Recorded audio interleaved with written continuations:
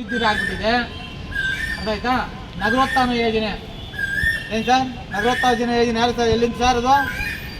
ಎಷ್ಟು ಕೋಟಿ ಸರ್ ಬಂದಿದೆ ಸರ್? ಎಲ್ಲಿ ಸರ್ ಅಕೌಂಟೆಂಟ್ ಇಲ್ಲಿ ಸರ್? ನಿಮ್ಗೆ ಗೊತ್ತಿರ್ಬೇಕು ಆರ್ ಒ ಸಾಹೇಬ್ರಿಗೆ ಎಷ್ಟು ಬಂದಿದೆ, ಎಷ್ಟು ಕೋಟಿಗೆ ಬಂತು? ಮಾಲೂರಿಗೆ ಎಷ್ಟು ಕೋಟಿ ಬಂತು ಸರ್? ಒಂದೊಂದು ವಾರ್ಡ್ಗೆ ಎಷ್ಟು ಹಂಚಿಕೆ ಮಾಡಿದ್ರಿ? ಎಲ್ಲಿ ರೋಡ್ಗಳು ಮಾಡಿದ್ರೆ ನೀವು? ಎಲ್ಲಿ ಚರಂಡಿಗಳು ಮಾಡಿದ್ದೀರಾ? ಆ ದುಡ್ಡು ಏನಾಯ್ತು? ಲೂಟ್ ಆಯ್ತಾ? ನಮ್ಮ ದುಡ್ಡನ್ನ ಇವತ್ತು ಲೂಟ್ ಮಾಡ್ಕೊಂಡು ಹೋಗೋದಕ್ಕೆ ಬರೋದು ಅಧಿಕಾರಿಗಳಲ್ಲಿ. ಆಯ್ತು, JJM ಅಲ್ಲಿ ಕೆಲಸ ಮಾಡ್ತಾ ಇದ್ದಾರೆ. ಯಾವ ಕರೆಕ್ಟಾಗಿ ಎಲ್ಲಿ JJM ಅಲ್ಲಿ ಕೆಲಸ ಮಾಡ್ತಾ ಇದ್ದಾರೆ ನೋಡ್ಕೊಂಡ್ರಿ ನೋಡೋಣ. ಎಲ್ಲಂಗ ಅಲ್ಲಿ ಅಗದ್ಬಿಟ್ಟು ಚೆನ್ನಾಗಿರೋ ರಸ್ತೆಗಳನ್ನೆಲ್ಲನೂ ಹಳ್ಳ ಕೊಳ್ಳಗಳು ಮಾಡಿಬಿಟ್ಟು ಚರಂಡಿಗಳಿಗೆಲ್ಲ ಪೈಪ್ ಲೈನ್ ಹಾಕ್ಬಿಟ್ಟು ಹೋಗ್ಬಿಡೋದಾ? ಇದೇನಾ? ಮನೆ ಮನೆಗೂ ಗಂಗೆ ಕೊಡೋದು? ಮನೆ ಮನೆಗೂ ಗಂಗೆ ಎಲ್ಲ ಕೊಡ್ತಾರೋದು, ವಿಷ ಕೊಡ್ತಾರೋದು.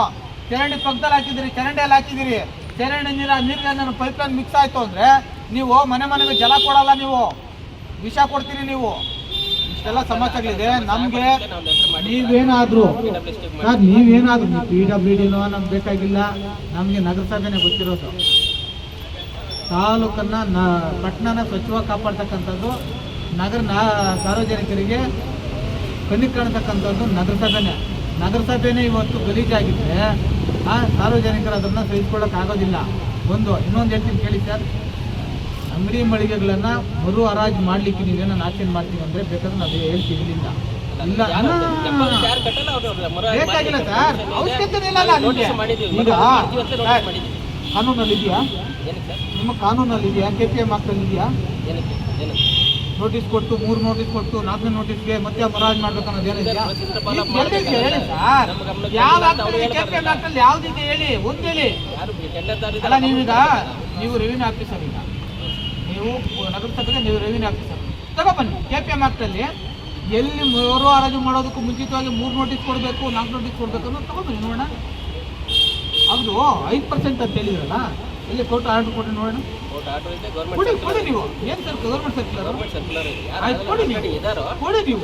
ಫೈನಲ್ ಬಿಟ್ಟಿಂಗ್ ಅಮೌಂಟ್ ಮೇಲೆ 5% ಮಾಡಿ ಕೊಡಬೇಕು. ಯಾಕೆ SC ಬಿಟ್ಟಿಲ್ಲ ನೀವು? ಅವ್ರಿಗಾಗ ಯಾಕಾದ್ರೂ ಕಟ್ಸ್ಕೊಂಡ್ರಿ? ಅಂದರೆ ಹೆಚ್ಚುವರಿಯಾಗಿ 5% ಇರ್ತಕ್ಕಂಥವ್ರು ಅದು ಹೌದಾ? ನನ್ನ ಹತ್ರ ಮಾಹಿತಿ ಇದೆ. ನೀವು ಇವಾಗ ಲೆಟರ್ ತಗೊಳ್ತಾ ಇರೋದು ಇದೆ ಮಾಹಿತಿ ನಮ್ಮ ಹತ್ರ. ಅಲ್ಲ ಸರ್, ಈಗಲೂ 5% ವಿಚಾರವಾಗಿ ನೀವು ಲೆಟರ್ ತಗೊಳ್ತಾ ಇರೋದು ನನ್ನ ಗಮನಕ್ಕಿದೆ. ಈಗ ನಿಮ್ಮ ಪೀಡಿನ ಕರ್ಸಿ ನಾವು ಹಿಂದೆ ಪ್ರದೀಪ್ ಅವರಿದ್ದಾಗ ಕೇಸ್ ಆಗಿರ್ತಕ್ಕಂಥ ವಿಚಾರನೂ ಇದೆ. ಇಲ್ಲ ಅಂದರೆ ನಿಜವಾಗ್ಲೂ ಹೇಳ್ತಾ ಇದ್ದೀನಿ, ನಾನು ಈ ವಾರದಲ್ಲೇ ಕಂಟಿನ್ಯೂಸ್ ಆಗಿ ಅನಿರ್ದಿಷ್ಟಾವಧಿ ಪ್ರತಿಭಟನೆ ಮಾಡ್ತೀನಿ.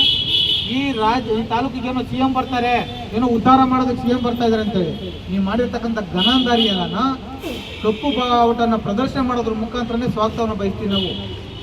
ಈ ತಾಲೂಕಿನಲ್ಲಿ ದಲಿತರಿಗೆ ಅವಕಾಶ ಇಲ್ಲ, ದಲಿತರು ಬದುಕಲಿಕ್ಕೆ ನೀವು ಅವಕಾಶ ಮಾಡಿಕೊಡ್ತಾ ಇಲ್ಲ. ಇದು ನೀವೇನಿದ್ರು ಶ್ರೀಮಂತರ ಪರವಾಗಿ ಕೆಲಸ ಮಾಡ್ತಾ ಇದ್ರೆ, ದಲಿತರ ಪರವಾಗಿ ಕೆಲಸ ಮಾಡ್ತಾ ಇಲ್ಲ, ಹಿಂದುಳಿದವ್ರದವ್ರ ಪರವಾಗಿ ಕೆಲಸ ಮಾಡ್ತಾ ಇಲ್ಲ. ನೀವು ಹಂಗೇನಾದರೂ ಮಾಡಂಗಿದ್ರೆ ಇಷ್ಟೆಲ್ಲ ಅವಾಂತರಗಳು ನಡೀತಕ್ಕಂಥ ಇದಿಲ್ಲ.